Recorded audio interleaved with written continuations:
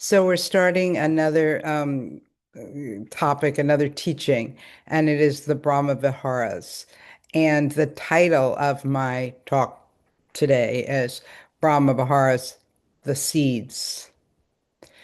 So when we hear the word Brahmavihara, if we've heard it before, it can sound distant, elevated, this like higher thing that belongs to very special people, saints, advanced practitioners.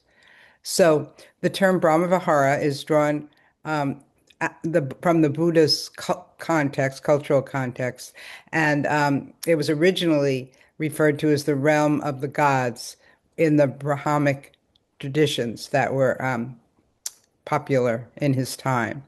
And in the Brahmic traditions, the aim was to reach or merge with the divine realm.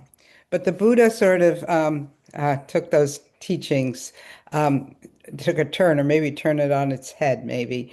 So rather than pointing us to another world, another that we could aspire to get to, the realm of the gods, he instead points us towards qualities of heart and mind that, when fully alive, can feel divine, or in the context of this talk, when we feel the seeds of them, perhaps they don't feel divine, but they feel quite wholesome. So these qualities are traditionally referred, there's four of them, and it's traditionally referred to as loving kindness, compassion, sympathetic joy, and equanimity. And often when they're presented, they're in very, full-blown refined forms, like we should have boundless loving kindness or limitless compassion, unshakable equanimity. And those descriptions can be inspiring, but they also can be discouraging. Not only because if we look for them in full bloom, we may miss the seeds, which really is the point of this talk, but also if we think that we should be able to experience them in full bloom, we can feel a lot of discouragement or perhaps even guilt, because that doesn't happen that often, I don't believe. So instead, in reflective meditation, we're much more interested in the seeds of those qualities. Now, often metta, that's the Pali word for one of the Brahmaviharas, is translated as loving kindness. We prefer the translation of friendliness.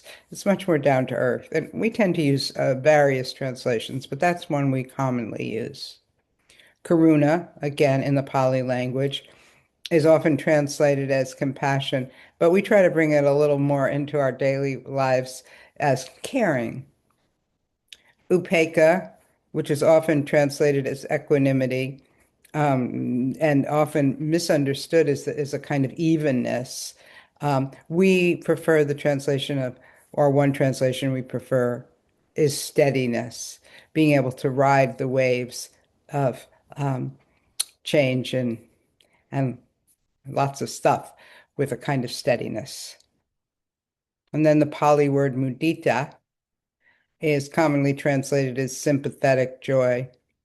I prefer the translation of appreciative joy.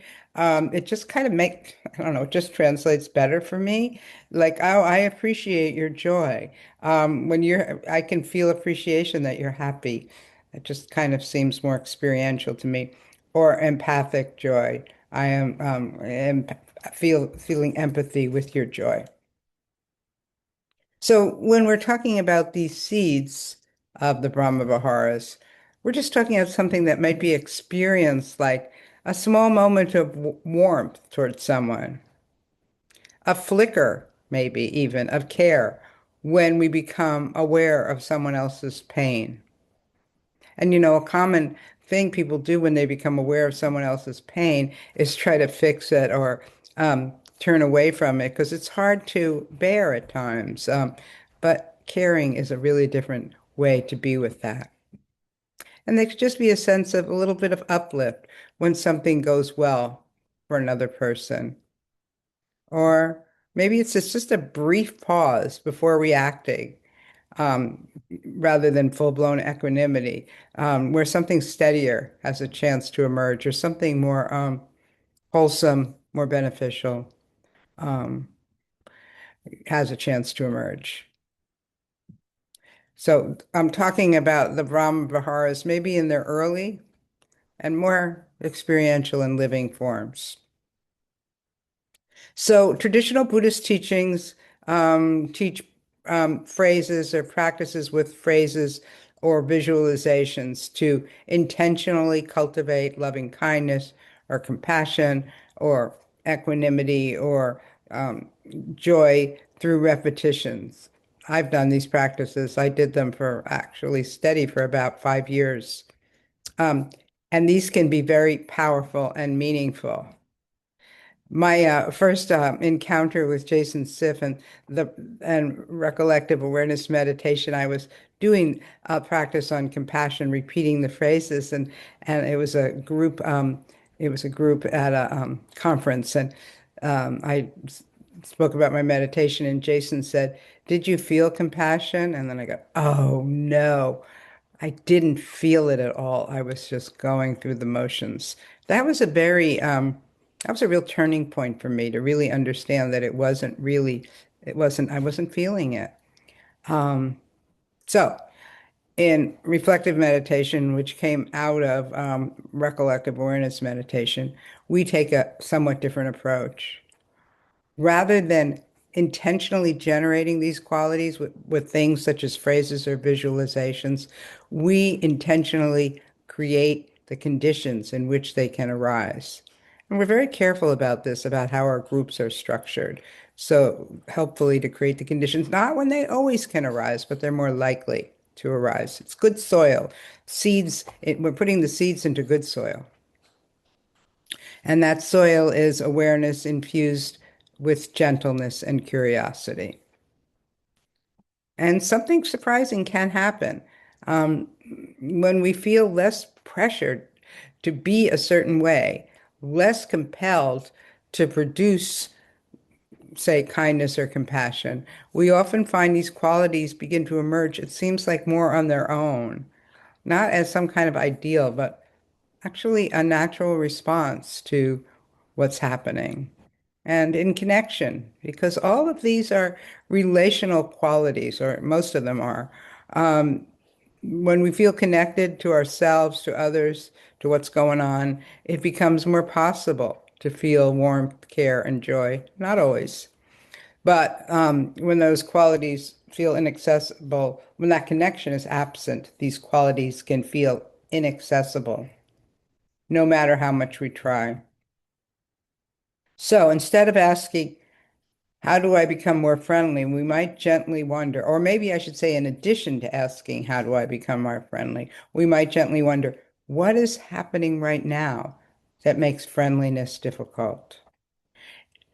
And then in parallel, instead of, how do I become more compassionate? We might ask, what is happening right now that is really making compassion difficult?